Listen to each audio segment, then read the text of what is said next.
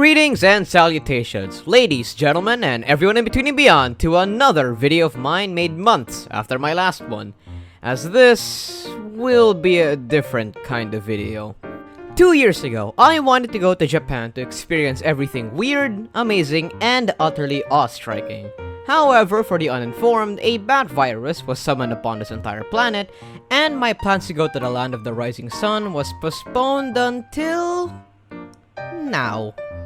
But ever since those 2 years have passed, not only seeing a big robot and buying several pounds of plastic was my reason for going there, now I plan my 10-day trip to begin at a very specific month.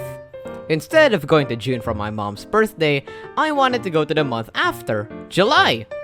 For what, you may ask? A city that's filled with anime girls that play video games and sing songs. Hololive City. Of course, this trip also documents my visit to the Gundam base, Akihabara, Shibuya, the Gundam dock, and a little bit more. Again, welcome, and I'll hope you stick around until the end. Set. I am never gonna financially recover from this. First day, and we're already gonna spend several thousand yen on stuff I find. First, in any shopping trip, I must avoid taking too long during shopping so I won't keep other people with me waiting. So, I made a wish list for the things I want to buy over the trip, and I was following this convenient guide for tokusatsu and Gunpla fans alike in Akihabara. Made it around to Machination store, but is that? Dear Lord! A store with everything cool on display, like a statue of the Ariel, multiple cabinets filled with the OG super robots, and so much more. The only bad part is that this store is mostly good for its exhibits, and I didn't buy anything but did receive free bags from the store. Now, after walking around for several minutes and losing our way because this place is literally a jungle, we made it to Akiba. This is probably gonna take quite a while, isn't it? I've seen a couple maid cafes, a lot of anime, and I mean a lot of anime. That's about it. At first, I wanted to wisely buy stuff, as in to buy a few things here and there, and then buy others in another store to see if the prices change. In here I got both Ariels, a Godan Nipper, not the SPN 120s, and the *king-ohger caliber. But then off camera, when I came back later on, the Tarantula Knight and Spider Kimono sets. I might have regretted getting the *king-ohger caliber alone. Alright, for our next stop here in Akiba, after we've gone to Ami, I've got myself an *king-ohger caliber, the goods and Godan Nippers, and both Ariels. Now, we are here trying to find Yellow Submarine to do something. We keep getting lost because Akihabara is literally a jungle. Oh, okay. Now, let's see what happens when my parents say sure to anything I point at. The most exotic of tokusatsu goods around, with it having somewhat intact drivers, changers, and items that accompany them from years ago. Here, I spent somewhere about 15,000 yen for the entirety of Legend king-ohger. That should have actually cost me 28,000 yen after doing research. This was because they were second-hand, and we had a tourist tax-free discount. So we essentially got it at 60% off its original price. Not bad, huh? That's my first tip for buying in Japan, because tax-free and second-hand stores can give you a really good deal through discounts stacking together. Moving on to another second-hand store, Trader 2, as my dad took the path to Trader 2 instead of the main trader when I put in the keyword Trader on his map. Here I found not much, but two figures that piqued my interest. One, a good small company Xenoblade 2 Nia figure, which one of the Celestial Braves, Matty, was interested in. Good luck with that, she's about 30,000 yen. Second, something I did buy was the Nendroid Hoshimachi Suisei. As I am a certified Hoshiyomi, I think. Seeing as it was the only one in the store, and that it was the only one I found in Akihabara, which might have been a mistake on my part, I ignored the fact that it was 12,000 yen and I bought it without a tax-free discount. This decision would come to haunt me later down the trip. In a store called Big Camera, I was surprised that it sold stuff that wasn't only cameras.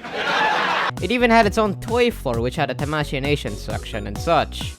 Here, I only snatched myself a Mirasol flight unit for the aerial. Apparently, the rest of my shopping party is weak on food. Weak.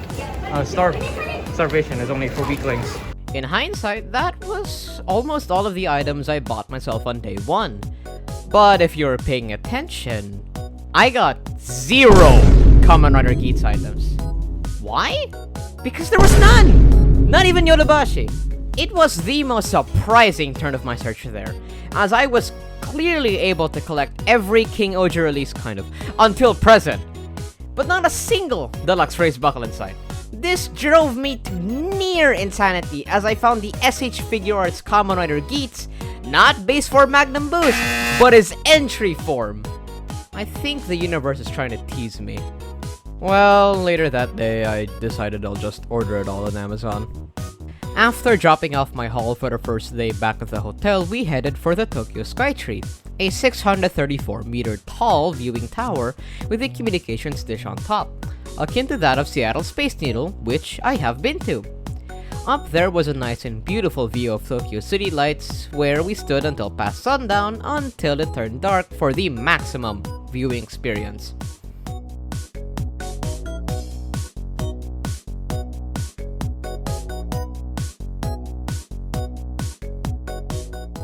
Back at the hotel, I messed around with opening the deluxe king-ohger stuff I got and showed off the behemoth that is Extreme King-ohger to my family. They said it was cool. My dad especially said it was, dope.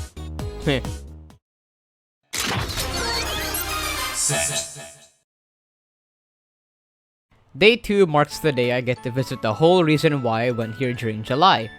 One of Hololive's summer events takes place in Tokyo Dome City, hence Hololive City. And as I only recently fell down the rabbit hole last year, I was worried about how I can tell my parents that I'm into idols now. But not any kind of idols. These are idols, anime girls that play video games live. And luckily, they were extremely chill about it. More so, my mom was interested in how they work and their stories, such as a time-traveling detective or a group of villains trying to take over the world, but enter the idol business to pay for the expenses of their secret base. Now, I did go there during day 1, as my hotel was near the JR train line, so Akihabara and Tokyo Dome were just a stop away from each other. And I was trying to look around for the Hololive stuff, but it seems I wasn't looking in the right place. I feel like I'm simultaneously trapped in hell, also simultaneously trapped in heaven. Good lord. Goodness gracious. There are cardboard cutouts. There's the thingamabob. The thingamabob. The bob and a jiggy. Walking around the park, I started to feel the extreme happiness in myself once I saw massive posters of the Holo City art styles and the one-to-one scale cutouts of the Hololive members and yukatas. Unfortunately, I came here at a not so favorable time for me, as 2 of my 3 Oshis, Suisei and Laplace, was set in the 2nd and 3rd time slots of the event respectively, far from the end date of my trip and far from the end date of my summer. However, another event gave me one more Oshi to root for. To coincide with the launch of Hololive City, Hololive Japan's 5th generation, nicknamed Nempo Labo, held a 3D live concert Twinkle for You at the Tokyo Dome City Hall. And I really wanted to go, as it could have been my first ever Hololive concert I could have attended, but I say could've, as I quickly figured out that the only way to get tickets to attend physically needed a Japanese phone number. All my research, all my binge watching of Nempo Labo clips, and watching every episode of Legend of Polka to actually get to know these girls better to attend their concert, knowing who was on stage, quickly went to disappointment. On the bright side, I got a new Oshi to round out my top 3 Hololive Oshis list, Omaru Polka. And so when I found her cutout around the place, I quickly took a picture, no matter how awkwardly small I was. Regarding what I saw outside the venue for Twinkle for You, I saw a very big line of people standing in broad daylight 7 hours before the event even started. And so I began to rethink my decision of trying to attend this concert. This is the whole line for Twinkle for You. As you can see the poster right there. And my dad said it's not that famous of an event. Funnily enough, I saw a lot of people wearing merch, custom hats, outfits, and such at the line.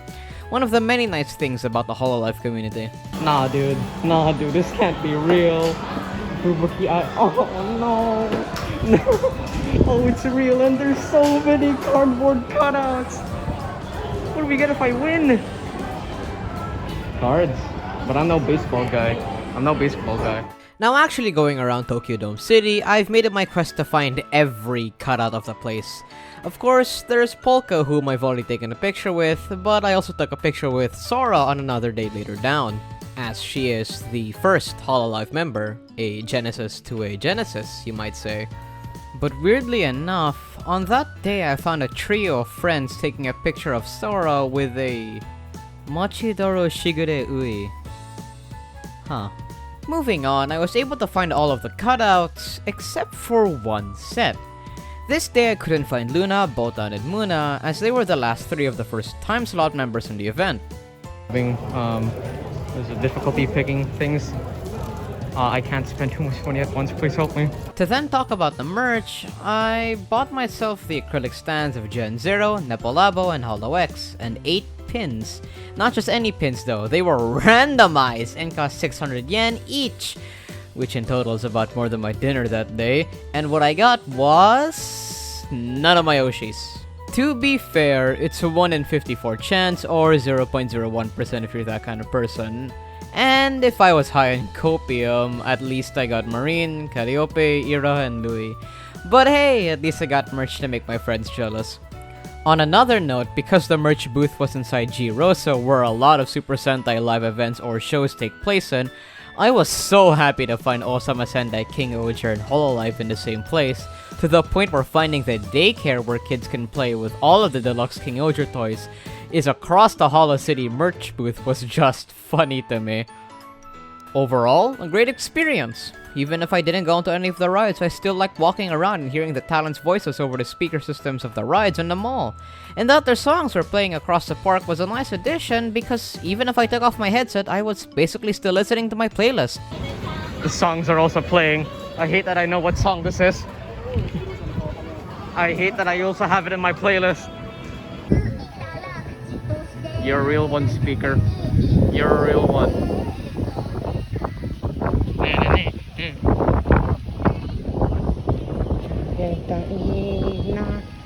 Then I took another visit to Akihabara where I found a Suisei Mochidoru. A very expensive Suisei Mochidoru. On the way back home, I made 2 posts on the official Hololive subreddit about my findings there, and after getting some nice comments and updates, one guy brought up a trade for a Muna pin, which I coincidentally had. So I messaged him the next day for a bit and decided that the next day, or day 4 if you're getting confused, we'll meet up to trade my Hoshinova Muna pin for his Amelia Watson pin. Set. To take a break from the things I like, for day 3 we went to Shibuya for its famous Scramble Crossing and Hachiko. So, outside its station, we waited in line to take a picture with the Hachiko statue and admire the bronze dog.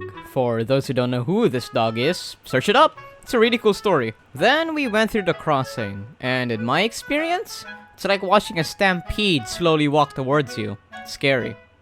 Then we made it to the Meiji Jingu Shrine, where nothing much can be said. Pretty awesome scenery and architecture, and my wisdom was this. I guess I could relate as a Gunpla builder? Not much can be said for day 3, but that leads us to the next day, where I get to meet the Beast of Possibility and the Beast of Dumb Financial Decisions. Set. This has been a dream of mine many years ago. Heading here to experience and buy anything Gundam and finally reaching the massive RX-0 Unicorn Gundam was a sight to behold. Unfortunately, I didn't experience a transformation between Unicorn mode and Destroy mode, but at least I was able to get inside the Gundam base. Looking around, there's amazing displays of model kits built by artists, famous people, and tournament winners, an aerial rebuild statue, and many cutouts of the characters of the recently finished series, The Witch from Mercury, which is a really good show! Go watch it if you haven't. And the biggest part of the place is the model kits. No kid, where I spent an ungodly amount of yen for anything I had slight interest in. To the point where the employees at the counter were kind of worried about how I was gonna bring it all home. Fortunately, day 3 is when the Gundam Schwarzette was released. Then I found myself a massive pile of just Schwarzettes in one shelf, where I quickly snatched one for myself.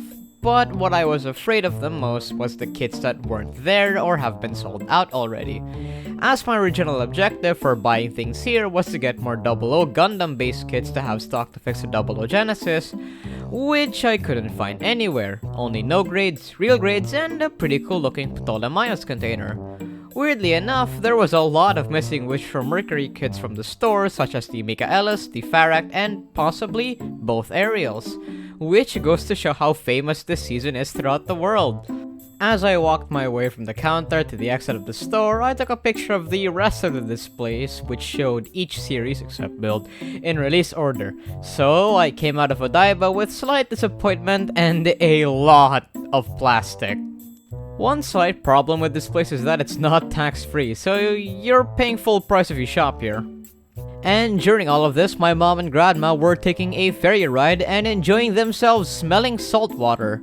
So then, I left my haul for today at the hotel and met up with a Reddit user under the paper stars in Tokyo Dome City to trade our Holo City pins, and he was a pretty cool guy. And finally, back at the hotel, I claimed my Kamen Rider Geats haul from Amazon to finally complete my pegboard display back in my room. It's awesome. Set. Now moving towards one of the most famous tourist spots in Japan, a moving giant robot. A sight to behold just like the unicorn. We visited the museum inside, where it showed a lot of exhibits, including one where a robot is programmed to build tiny RX-78s. There were also a lot of spots where it details the creation of the Gundam dock, its developers, and the difficulties they had to face when building it. Next, there were just some more displays such as a 130 replica of the Gundam dock, a showcase of every 1/100 scale design of the RX-72 over the years, and posters that show each Gundam series by release date. This time it includes build and SD. When I was done shopping inside its Gundam base, I was able to catch one of the shows it had, where Amuro Ray finds himself as a pilot of the Gundam and wishes the audience that they too can change the future. It brought a lot of goosebumps as I was the only one who understood what was going on between my family.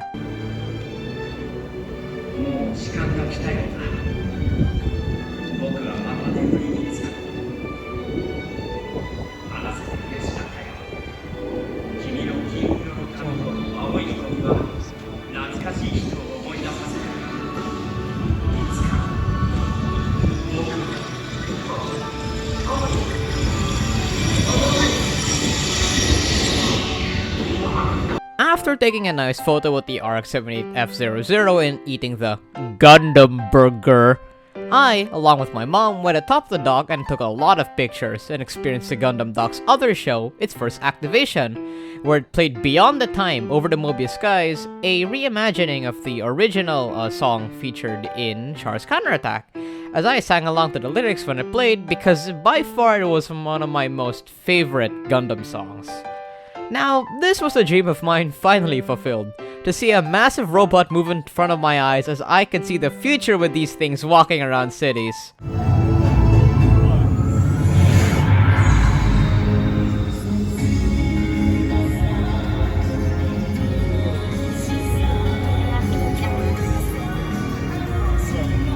You can change how we can share happiness. To quote on a certain tomato-obsessed tanuki, "It can fly! It can dance!" But when two guys walked up to me and asked to take a picture of the Genesis beside the RX-78F00, I happily agreed. And so I tried to pose them into position until... splat. I thought it was over for me, as with this I wouldn't be able to pose him again for the rest of the trip, and that was my last waste piece to fix him. So I decided to place the last of my hope on Japan superglue. And it worked! So after working on him for a bit and leaving the glue to dry overnight, luckily he was fixed and ready for the next day.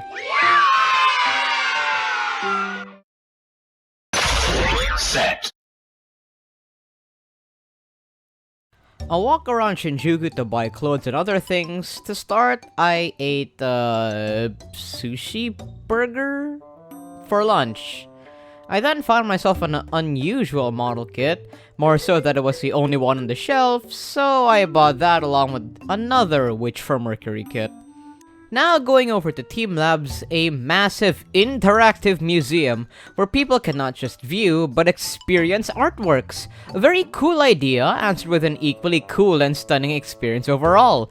Of course, I can't show most of the stuff here because 1, there are mirrors everywhere I look, and 2, I think it would be extremely better to experience this place yourself, with its experience the artwork and all.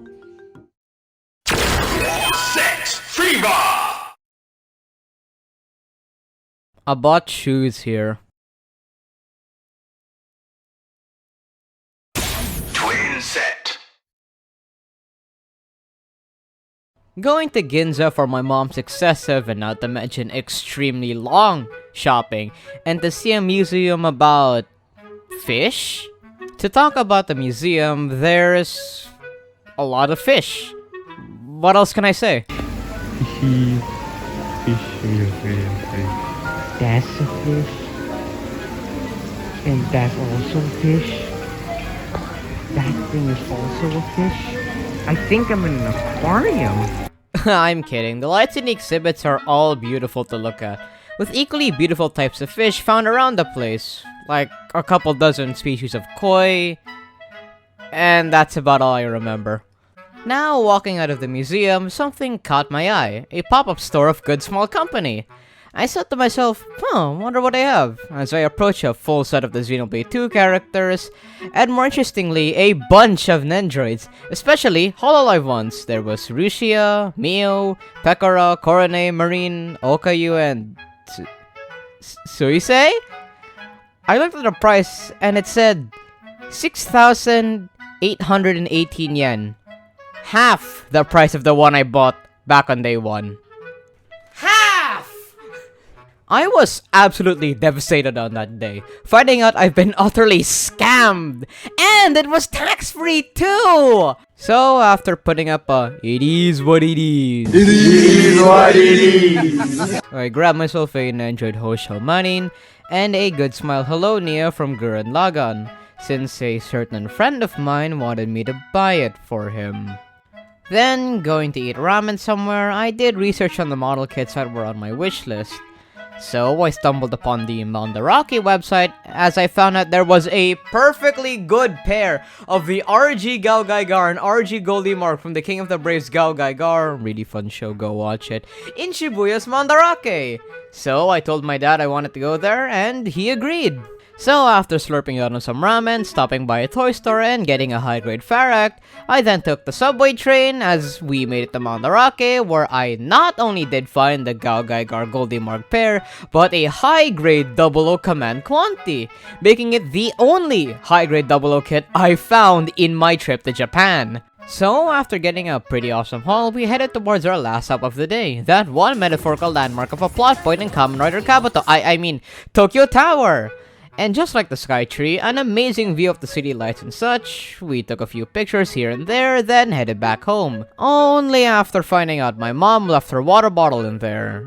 Don't worry, the staff called the next day about finding it, so my dad would go get it back.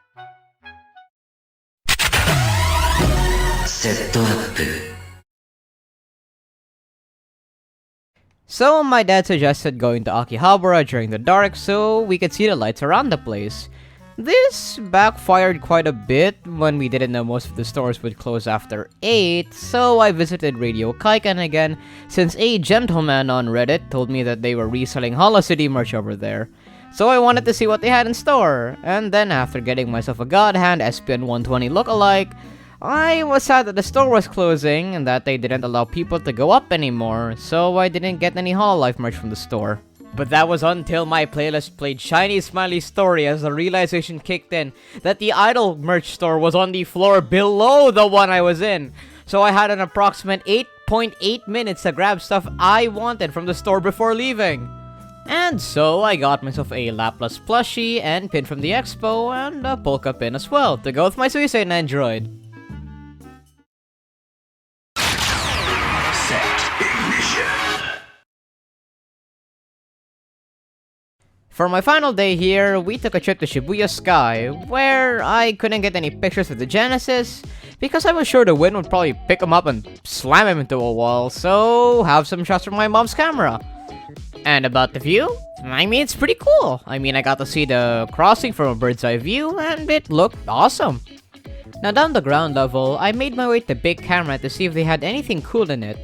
And after finding myself the deluxe Ultra Crown Lands that was released on this day, I bantered to convince my dad to get something this large, even after packing all my stuff in the day before, until I saw employees from the next aisle carrying what looks like Witch from Mercury kits. But not just any Witch from Mercury kit, it was the high-grade Gundam Calibarn, which also just released that day. And I had the biggest smile on my face when I was able to get the Calibarn on my last day on Japan, more so on release date. So I took it along with the Ultra Crown Lands and happily went out of the store. Later, after eating some crepes, I looked at the next upgrade after Extreme king-ohger, God king-ohger, and found out that it used two shoe gods that I didn't own yet, the Snail Gatling and Rolling Hammer. So I went back to Big Camera to get those two shoe gods, but also surprisingly, finding that all of the high-grade Calibarns were just gone. To put into perspective, the time in between both my visits to the store was just 2 hours. Then, my dad said that the two shoe gods I was going to buy weren't gonna be enough to get a tax-free discount, as it was a minimum of 5,500 yen for it to apply. So I added something else that would make it definitely 5,000, or past 5,000 on that. I grabbed myself the deluxe Blazer Brace from Ultraman Blazar. Since I've only ever watched the Netflix Ultraman show and the 2 episodes that released until that day of Blazar, I had very tiny knowledge and equally tiny interest in Ultraman, so I just decided I want one with the reason of, my interest might grow in the future, so better get it now! Finally, I ended today with the event that brought me here in July. My last visit to Hololive City to find the Lunan, Botan, and Muna cutouts. So soon after taking the hint of the pattern that the cutouts appear near the rides, I took my luck and went for the Ferris wheel to find a freelance moon goddess, an extremely spoiled princess, and a lioness who is skilled with any firearm, all in yukatas. After taking a picture of the last 3 members of the first time slot of Holo City and completing the group, I went back to my hotel to finally go to bed and bid till next time to this place. Japan has been a complete joy for me from start to finish. Every day there was something to smile at, and the time I spent there happened so quickly that I felt everything happened just yesterday. From the food, the scenery, the Gundams, Akihabara, then to Hololive City. I couldn't have spent my summer any better. Sure, I bought a lot of things to take back home, but those can be considered mementos of my first trip to Japan, in that these model kits finally began my first backlog of this hobby. I can still keep the experience of my trip to Japan a little bit longer thanks to these. And I say first trip, because as long as I have interest in things from Japan, there will always be a next time. So, thank you all for watching. And if you stuck through this entire video to hear this message, I thank you. So please, continue to support me, and I'll see you guys next time. This is UmBruh, leader of Celestial Braves. Peace out, and take care.